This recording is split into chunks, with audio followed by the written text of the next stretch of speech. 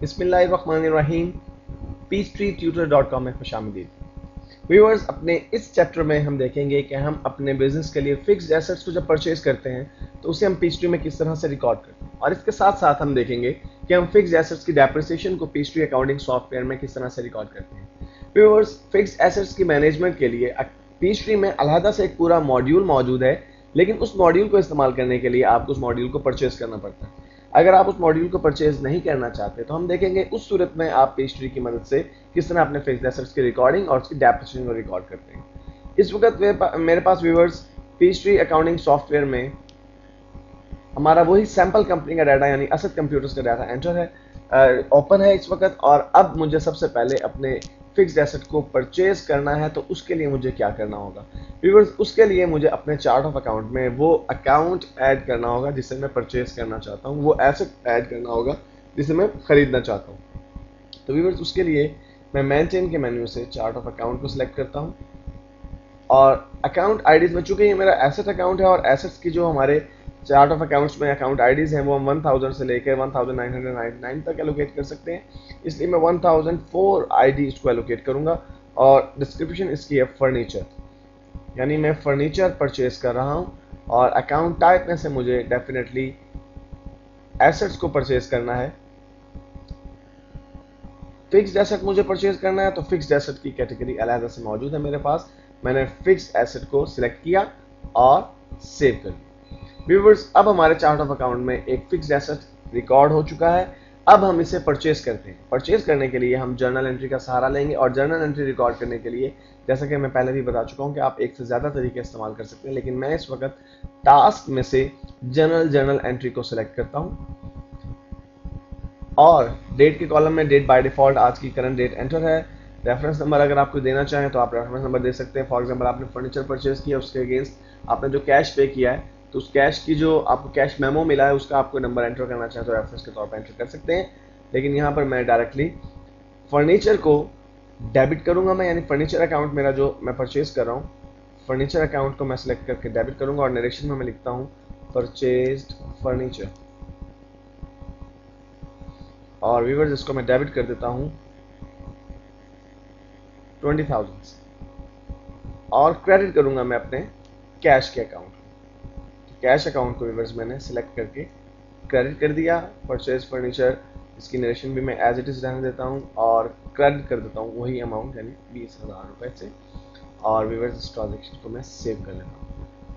अब हम एक फिक्स्ड एसेट को परचेज कर चुके हैं, और अगर हम देखना चाहें तो हम देख सकते हैं कि हमारी बैलेंस शीट में ये एसेट रिपोर्ट हो रहा है या नहीं। तो मैं रिपोर्ट्स के मेन्यू में से जाके किसी भी एक कैटेगरी को सिलेक्ट कर लेता हूं। मैं यहाँ पे फाइनेंशियल स्टेटमेंट की कैटेगरी को सिलेक्ट करता हूं, क्योंकि कोई भी हम इसमें से ऑप्शन सिलेक्ट करें हमारे पास रिपोर्ट्स के लिए सिमिलर मेन्यू अपीयर होता है।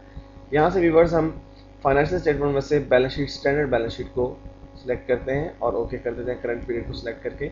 अब व्यूअर्स, अगर आप इस बैलेंस शीट का जायजा लें तो आपके पास ये जो आपका पोर्शन है ये करंट एसेट्स को शो कर रहा है, और आपके पास प्रॉपर्टी एंड इक्विपमेंट में फर्नीचर नाम का अकाउंट मौजूद है जो कि 20,000 रुपये जाहिर हो रहा है, यानी आपका फर्नीचर अकाउंट जो है वो आपके चार्ट ऑफ अकाउंट में एंटर हो चुका है। उसके साथ साथ आपके अकाउंटिंग रिकॉर्ड भी अपडेट हो चुके हैं। व्यूअर्स, अब मैं आपको बताता हूँ कि आप अगर इन फिक्स्ड एसेट्स की डेप्रिसिएशन रिकॉर्ड करना चाहते हैं तो उसके लिए आपको क्या करना होगा। डेफिनेटली जितने भी फिक्स्ड एसेट्स हैं उनकी डेप्रिसिएशन वक्त गुजरने के साथ साथ होती है, और उस डेप्रिसिएशन को रिकॉर्ड करने के लिए आपको अपने चार्ट ऑफ अकाउंट में हर फिक्स्ड एसेट के लिए 2 अकाउंट्स एडिशनली ऐड करना।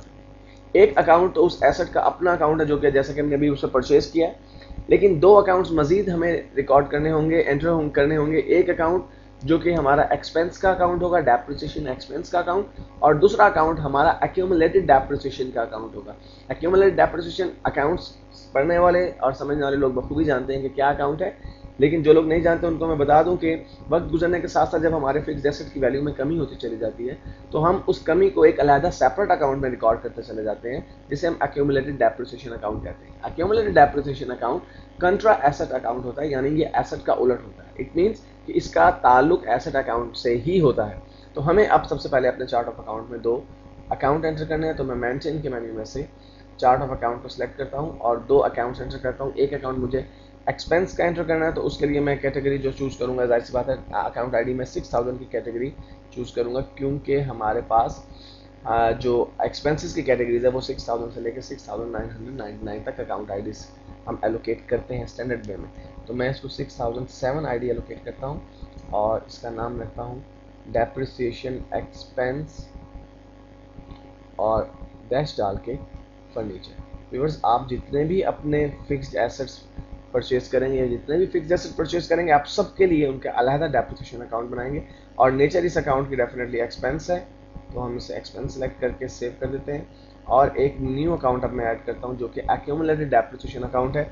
जैसा कि मैंने आपसे पहले कहा, क्योंकि इसका ताल्लुक एसेट से है, कंट्रा एसेट अकाउंट है, इसलिए अकाउंट आईडी में मैं इसका 1000 की कैटेगरी या 1000 की रेंज से ही देता हूँ। 1005 अकाउंट आईडी एलोकेट कर रहा हूँ मैं इसे, और इसका नाम रखता हूँ मैं एक्यूमुलेटेड डेप्रिसिएशन फर्नीचर। और व्यूअर्स, इसकी जो टाइप है जो मुझे सिलेक्ट करनी है वो एसेट ही सिलेक्ट करनी है।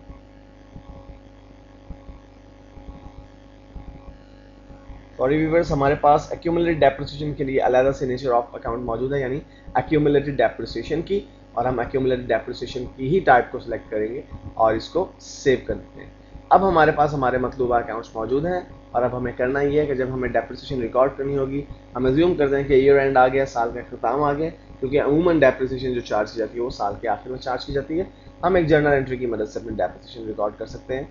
उसके लिए मैं टास्क के मेन्यू से जर्नल एंट्री को सिलेक्ट करता हूँ, जर्नल एंट्री को, और डेट जो भी आप साल के आखिर की डेट होगी वो एंटर करेंगे। यहाँ पर चूंकि मैं इस वक्त जस्ट आपको एक एक्सप्लेन करने के लिए इसको रिकॉर्ड कर रहा हूँ, अदरवाइज डेप्रिसिएशन आप डेफिनेटली एक पूरा साल गुजर जाने के बाद ही, आपका फाइनेंशियल ईयर जब गुजर जाता है तो उस वक्त आप जो डेप्रिसिएशन रिकॉर्ड करते हैं, तो मुझे इस वक्त डेबिट कर देना उस डेप्रिसिएशन एक्सपेंस अकाउंट को और क्रेडिट कर देना उसके एक्यूमुलेटेड डेप्रिसिएशन अकाउंट को। तो व्यूअर्स, हमारा जो डेप्रिसिएशन एक्सपेंस अकाउंट है उसका अकाउंट आईडी हमने जो एलोकेट किया था वो 6007 था। मैं इसे डेबिट कर देता हूँ और नरेशन में लिखता हूँ डेप्रिसिएशन फॉर द मंथ या फॉर द ईयर।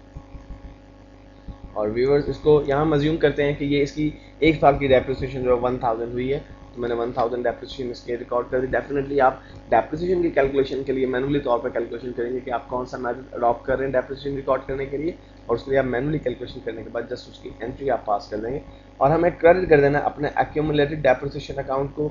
तो उसका हमारे पास अकाउंट आईडी व्यूअर्स जो है वो 1005 है, और इसकी हम क्रेडिट कर देते हैं अमाउंट भी 1000 से, और इस ट्रांजेक्शन को व्यूअर्स में सेव कर देता हूँ। अब हमें देखना ही है कि क्या इस एंट्री का इम्पैक्ट भी हमारे रिपोर्ट्स पर, हमारे लेजर्स पर और हमारी फाइनेंशियल जो रिपोर्ट्स हैं उन पर इम्पैक्ट पड़ चुका है। तो व्यूअर्स, मैं अगर रिपोर्ट्स के मेन्यू में जाके आपको कई रिपोर्ट्स में इसका इम्पैक्ट दिखा सकता हूँ। मिसाल के तौर पे अगर हम बैलेंस शीट में इसका इम्पैक्ट देखना चाहें तो आप देखेंगे उस एसेट में से, उस देखिए आपके जो फर्नीचर है उसमें से उसकी एक्यूमुलेटेड डेप्रिसिएशन लेस हो रही है और उसकी करंट वैल्यू जो 19000 आपके सामने रिपोर्ट हो रही है। यही चीज़ है व्यूअर्स, अगर आप इनकम स्टेटमेंट में जाके चेक करेंगे तो इनकम स्टेटमेंट में आपको 1000 रुपया एक्सपेंस के तौर पर नजर आएगा। तो हम देखते हैं व्यूअर्स अपनी income statement, standard income statement को देखते हैं कि इसमें हमारे पास जो है ये हमें किस तरह से प्रेजेंट किया जा रहा है। मैं इसको ओके करता हूँ और व्यूअर्स आप देख रहे हैं कि हमारे पास ये हमारी रेवेन्यूज़ हैं, फिर हमारे पास कॉस्ट ऑफ गुड्स सोल्ड है, और फिर उसके बाद हमारे एक्सपेंसेस हैं। और एक्सपेंसेस में आप देखिए व्यूअर्स कि आपका डेप्रिसिएशन एक्सपेंस फर्नीचर भी शो हो रहा है 1000 से। इसका मतलब है कि इस जर्नल एंट्री की मदद से हमने प्रॉपर्ली डेप्रिसिएशन को ना सिर्फ रिकॉर्ड किया बल्कि उसका इम्पैक्ट भी हमारी फाइनेंशियल स्टेटमेंट्स पर बिल्कुल दुरुस्त तरीके से पड़ चुका है।